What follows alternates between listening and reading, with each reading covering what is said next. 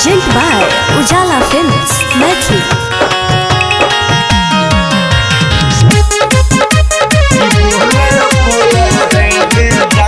Singing by Amol Alvela. दिल दिलदार के छो पुराना का यार के छो दिल दिलदार के छो पुराना का यार के छो तब बोले बोले गे छोरी कौन चीज भतार के छो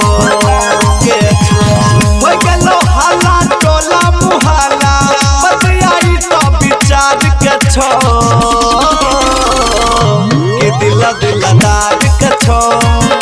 पुराना का यार के छो तब बोले बोले गे छोरी कौन चीज भतार के छो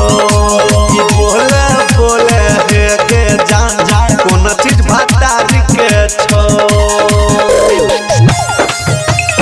बोले बोले गे जान Present by Dostana Music. कौन चीज भतार के छो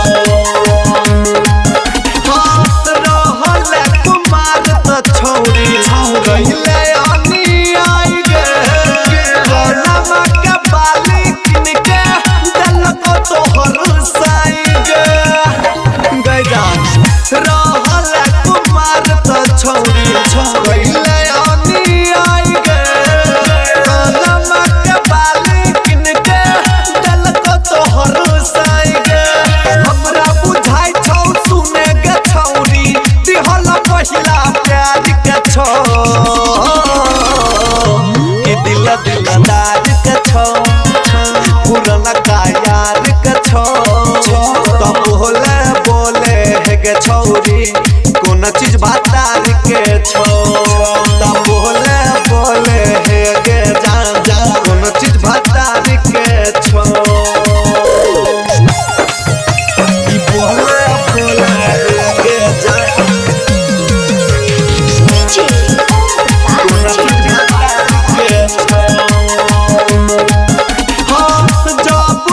बिहा भेलो तो बदल गेलो रोहानी गे ससुरा में सैया कोन दिल को तोरा पानी गे हाँ जब से बिहा भेलो तो बदल गेलो रोहानी गे ससुरा में सैया तोहर दिल को कोन पानी गे लाइटर अंकित शर्मा आ जाए आमद के इंतजार के छो दिलदार के छो पुराना का यार के छो तब बोले बोले गे छोरी